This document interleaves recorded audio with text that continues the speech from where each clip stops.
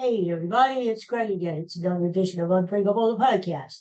It is Wednesday, August 26th. I'm here with my friends Katie and Coco.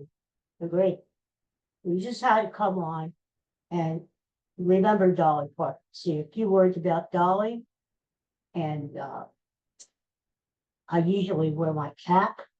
That's sort of my trademark. Not today. Out of respect for Dolly Parton, capless. Uh, I'm really heartbroken over her passing. I mean, I liked her music. I wasn't a big fan, I, but I liked her music, and I really loved the way she was so caring, generous. Uh, she seemed like a kind person, and you know, I don't know. I'm just very heartbroken over her dying. I, uh, I, it's hard to lose a good person. You know, uh, it's amazing the legacy she leaves. Hi, Katie. Bye. She leaves, such a legacy of not only her music, but her songs and her movies and, and just, she was there. She was always there. It's hard to believe that this is the day after she died. This is the first day of life without Dolly Parton in the world. And even though it's bright and sunny here in Pennsylvania today, though humidity 80 degrees, I think you hear somebody up there cutting the grass. um, it's a much dimmer day because Dolly Parton is no longer with us, but she's here in spirit. And you know what's cool? Now, we have things like YouTube now that you can go back and watch a lot of her concerts, her music, guest starring in places like Tonight Show with Johnny Carson. You should look up that one clip where she does that song for Johnny Carson called the Johnny Carson Show. It's really cute. All of her duets, especially with Kenny Rogers, and I was watching yesterday the very last concert Kenny Rogers gave, and uh, and Dolly was there, and they did. Uh, you can't make old friends. That song. It's such a great song, and it really hits now. It's so appropriate now. Where they talk in the song, they talk about uh, what will I do when you're gone? Who am I going to sing with? Uh, you know, uh, After you've gone, I'll be there. St. Peter will open the gate. I'll be there waiting for you. And I think, imagine the Dolly Parton today is certainly she's got to be in heaven for all the good that she did to the world. Uh, she's got to be in heaven, and she's got to be reunited with her parents. She loved her and her husband, Carl Deed, and all the people like Kenny Rogers, Udo Wagner, people who were with her on the journey of life. I mean, think about it, my friends. She grew up in a one-room log cabin in the Smoky Mountains in Tennessee. 12 kids, one room, four, four. They had no running water, no electricity, and yet they were happy. You know, they made the best of it. I think you know what? I think her poverty when she was little really helped her as far as later on when she became this multi-billionaire. Yeah, I think she leaves us with a wealth or like $500 million from all the records, all her songwriting, Dollywood, the amusement park in Tennessee. She was a very smart businesswoman, and but she could have been a billionaire. She gave a lot of the money away. She stepped up to the plate in 2020. Remember when we were all in the COVID, in the pandemic? The life was so dark and dreary. We couldn't go outside. We were all inside. What a dark time. She stepped up and she donated $1 million to kind of kickstart the vaccine. Saved so many people's lives. And the thing about this too, uh, that her books for kids, imagination not her. They call her the book lady. The kids do, and 300 million books she got in the hands of kids. When the kids signed up for a program, got a free book every month in the mail. Great. Because her daddy could not read or write. And she started this program because she loved kids, always around kids, and she couldn't have her own kids. And she had plenty of nieces and nephews, like Katie, but she loved the children. But think about it, we talk about what we're blessed with, not only being in having Dolly Parton cross our paths, in our world, but we do have not only memories, her music we can play anytime. I bet you her albums and her songs are going to go straight to #1 this week. You watch, because everybody that I know is streaming her music too, including us, including the dogs. They're listening to Dolly across the home. She was a very smart businesswoman too. Above everything else, she was really, really smart. She had this Dumb Blonde. She wrote this song, Dumb Blonde. She was far from that. She was very smart. She offered the song, I Will Always Love You, and she wrote in the early 70s. And, she was on a Porter Wagner show. She broke away. This was the song she wrote for Porter Wagner before she left the show for him. And, she could have used the money. She was just starting off. She could have, but she offered it to Elvis. And Elvis loved the song. Elvis wanted to do it. But here's the thing. Elvis and Colonel Tom Parker, his manager, he said, we're going to do the song if you relinquish the publishing rights to give us the songwriting rights. Because apparently Tom Parker was a little smarmy guy, He did this with a lot of people, tried to do it, because the publishing rights are the key thing. That's what's going to keep making you money. Here, anybody records that song, you get paid. Anybody plays that song on the radio, you get paid. And Dolly, even back then, when she could have used the Elvis's boost, Elvis recording one of her songs, she said no. She said, I will not give up the rights. I wrote this song, and I will not give up those rights. Many people have. Now look at Paul McCartney when Michael Jackson won his canon. And Paul McCartney had a hell of a time getting his rights back. Finally did. But you don't give up your rights, your publishing rights. And she did it. And it's a good thing she did it, because that one song alone, I Will Always Love You, made her $10 million. $10 million. She wrote over 3,000 songs. Is that amazing? 3,000 songs?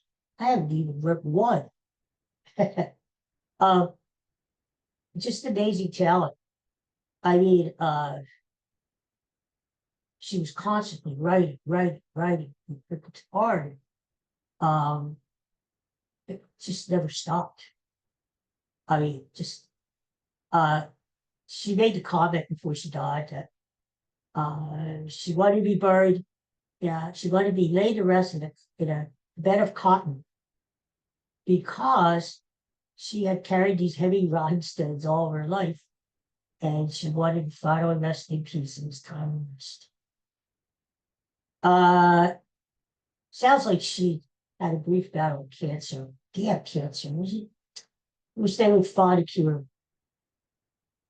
And isn't it odd that that you end up back where you started. She came from the hills of Tennessee, worked away after she graduated high school, got on the bus, went out to California. I watched these ABC special ones that I was on, and I went out there, took a chance, become famous, worked her butt off to write songs, to record, to be on TV shows. She went to Nashville, that's right. She didn't go to California right away, went to Nashville, where all the big country music stars go. Grand Ole Opry, right? Well, that's how she hooked up with Porter Wagner. She was on his show as sort of a sidekick, and she left to make her own way in the music business. But you know, there's a lot I could say about Dolly Parton. There's a lot being said today. She continues to dominate the headlines, and rightfully so. Even on news programs, you know, places that you wouldn't think you would see pop culture news. She was the head of much than today. I guess she'll be buried with her husband and her parents, maybe in Pigeon Forge, Tennessee. And I'm sure a lot of people would have wanted to go and pay their respects and visit them. Last time she was in concert around here was 10 years ago, the summer in 2016. And I remember that show. She was at the Band Music Center, which is a big amphitheater just outside of Philadelphia. And I wanted to go to that show. I found out about the tickets. I remember I tried to get tickets and it was sold. And I would have loved to have been there. Just see her one time live. She did come close though. Wilmington, Delaware. She was down in Delaware a few years ago with her imagination book library. She was spreading word about reading and education for young kids. And I got to tell you a personal connection with Dolly Parton. No, I never met her. I wish I did. But my late brother-in-law, Chuck, was a writer. And back in the 80s, he wrote for a magazine called Travel and Leisure. Well, he was assigned to interview Dolly Parton for an issue of in their magazine. And he talked to her on the phone for a good hour. And he said she was such a nice person, down to earth, very kind, very patient, very generous with her time. She was just such a nice person. You hear stories like that, you know, it's not put out by a publicity thing. It's just the person that you know tells you that she was like we thought she would be, you know, a kind person, a gentle person, fun, funny, bubbly. And all these tributes are coming out. Paul McCartney, Linda Ronstadt, who sang with her, and Harris, Jane Fonda, who did 9 to 5. And did you see the Empire State Building at 9:25? 9:25, get it? Last night, lit up in pink for Dolly Parton. What an honor. That, you know, that's a legacy I would love to leave. I'm sure you would too, wouldn't you? Having a legacy like that, having people remember you for just being a good person, with good heart, with kindness, let alone the music, let alone the movies, let alone everything else she did in the world. To leave a legacy of kindness and have people remember you as a loving person with a good heart, that is something I think we all strive for in life. That, you know, there's only one Dolly Parton. There won't ever be another Dolly Parton. But we could try. We could try to be different. We could try to be nicer to one another. And we could, you know, we could try. That's one thing that really impressed me about her. Every time I saw her on TV, every time I heard her on the radio, just her personality, so positive. You know, even to the end, She did a Instagram post last Friday. She said she wasn't feeling well. The doctor had clipped her wings, so she wasn't able to travel like she wanted to. Um, she admitted that she wasn't feeling too good. She had some hard times. Nobody knew. We had heard that she had had kidney stones, recently, and she was having a hard time with that. And I could relate to that. I've had kidney stones since for 30 years, and just last year, I had both of my kidneys, 4 surgeries. So I can relate to that. What a pain it is. What a it just overwhelms you. So if that's not enough to go through, to find out that she had a brief battle with cancer, is really sad. It's sad. But she posted last Friday. You probably saw it. You can look it up, Google it, and she seemed in good spirits, and she still looked good. So maybe her battle with cancer was short. I know she said she had spent a lot of time watching, taking care of her husband, Carl, who she met in a laundromat in Hollywood when she first started up. First day in Hollywood, took her laundry to the laundromat with this guy there. They got to talking and fell in love, and we're together over 6 years. And he preferred to be out in the limelight, you know. He didn't want to be known as Dolly Parton's husband, and so stayed home. They asked her, how do you keep the spark alive in marriage? You know, I mean, you're always on the road, you're always traveling, you're always doing stuff. And she said, that's one of the, it's kind of one of the reasons. I think she was sort of half joking, but in another way, she said, being on the road a lot, coming home, you appreciated the times you had with your loved ones.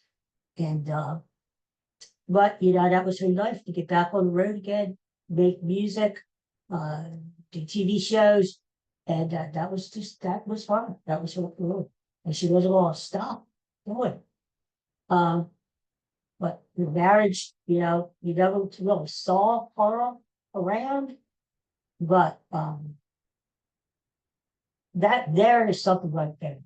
It's so many people breaking up, and so much problems with people getting divorced, and it's just to be married that long of a time and to have that kind of relationship when a lot of couples who are famous like that can't do it. They can't make it work because of the trauma, because they're hardly ever are spending time together, and just the fact that she and Carl made it work for over 60 years. It's just amazing. Isn't that amazing? This is a lady who had her priorities straight. Family, God. She had her priorities in me.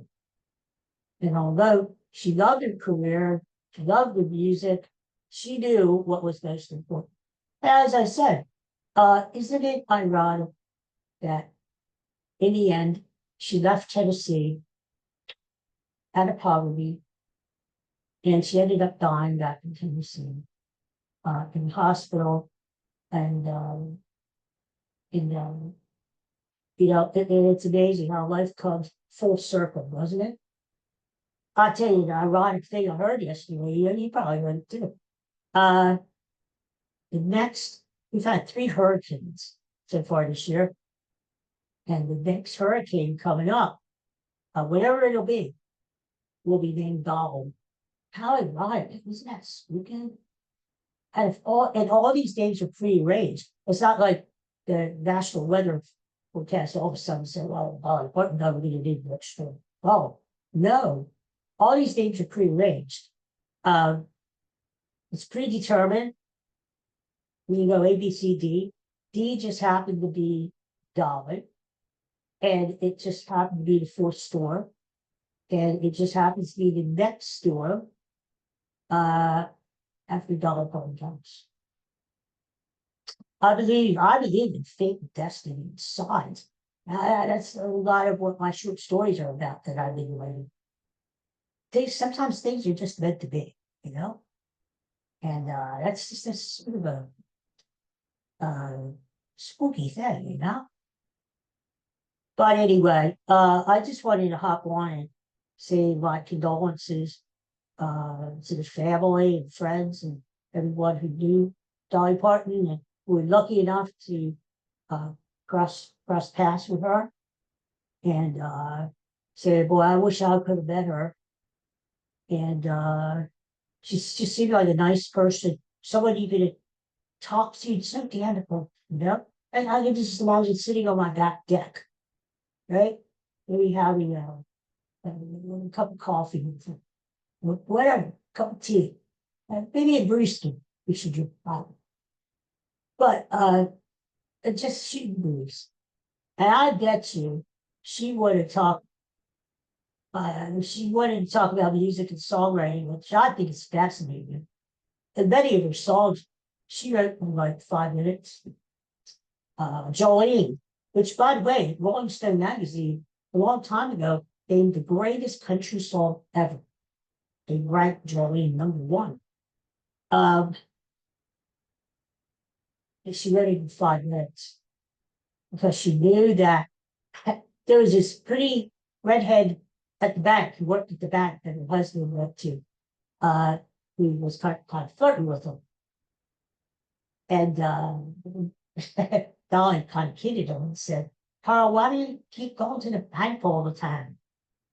And even though Dolly knew that Carl was hers, and she still, said, she wrote Jolene in 5 minutes.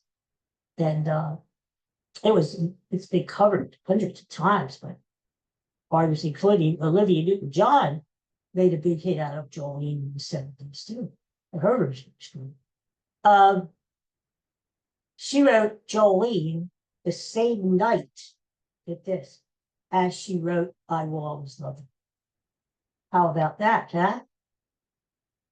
Speaking of I Will Always Love You, of course, Dolly's version of her own song is classic, but it really didn't burst out into superstardom until Whitney Houston did in the early 90s. And Whitney Houston had this big voice. The first time Dolly Parton said she heard it on the radio, Whitney Houston's version of I Will Always Love You, she was driving her car and she said she almost wrecked the car because she was just so blown away by Whitney Houston's version. She had to pull over and just take it all in. I mean, she said, it's a little sad country song that she wrote like 20 years before Whitney Houston re-recorded it. It was just explosive. It went to #1 on the charts for 14 weeks in a row. Think about that. 14 weeks. That's over 3 months. That I Will Always Love You was the #1 song in the nation. Some of these stories like that we're hearing now that Dolly died, and I'm sure we're going to hear more stories as the days go on and the weeks go on. And that's something, Dolly Parton will always be with us. Her passing, the world is mourning right now, as I am. And the world is grieving. At any time, life will go on, and we'll go on, and we all have our daily thing to do every day. And there'll be the next big celebrity who will pass. And, but Dolly Parton is someone we'll never forget because she is always going to be with us. She's always going to be that positive spark that we needed in our lives. And if we ever forget, all we have to do is play her music or watch her on YouTube and we remember her greatness and what she gave to the world. And So she'll never be forgotten. That's for sure. Never ever going to be forgotten. And as I said, I wish I would better. I didn't have the chance. I didn't have the opportunity. Maybe some of you did. I hope so. I hope you did. But we're all in the same boat today. I know a lot of people are reading on social media. I've tried to offer comfort out there too. But I'm grieving as well. And we're all in the same boat. We can all help each other. And as Dolly taught us through her life, uh, we can all help each other. We can all be nice to each other. And kindness does matter. And she was an example of that. She even said, I don't want to preach to anybody. I don't want to do that. We should live by example. And she did. That's the way she lived, with kindness and joy and love. And she made the comment not too long ago. And sometimes, we live in sometimes it's a very dark, confusing world that we live in. And her comment was, I don't think we love enough. As simple as that. I don't think we love them. And she's right. She was, as I said, not only a beautiful lady, a kind lady, but she was a very smart lady too. And she hit it right on the nail when she said, I don't think we love enough, and I think we should. We should love each other more. Not just our family and friends, who sometimes we forget to tell them I love you. I've done it many times. But just people that we meet, we could just be nice to and smile and pass on a kind word and help each other out, especially now that we're all grieving her passing. We can live by her example and take care of each other, especially during this sad time. Okay, everyone. Well, thank you for watching. Rest in peace, Dolly Parton. We will always love you. We won't forget you. That's for sure. And thank you. Thank you for your gift to the world. The gift of music, kindness, love. And thank you for everything you did for us. And one day I'm going to get myself down to Dolly. Huh? That's going to be something to go down in there, huh? It'll be sad because she won't be there anymore, but her spirit will be. And that's the thing I want you to remember before I leave. Those statues of Dolly in different places, especially in Tennessee. There are reminders of Dolly, her music, where she lived, places that we can visit to pay our respects. And no matter where you go, no matter where you are out there in the world, her spirit remains in you. I hear you. And we got to keep her spirit alive because it was a good spirit. And hopefully she is up there. She was a good Christian. And she believed in God. And hopefully she is up there with her friends and family today, celebrating. So along with missing her and mourning her, let's celebrate her with music and celebrate her. Thanks again for watching. Take care, everyone. I'll see you soon.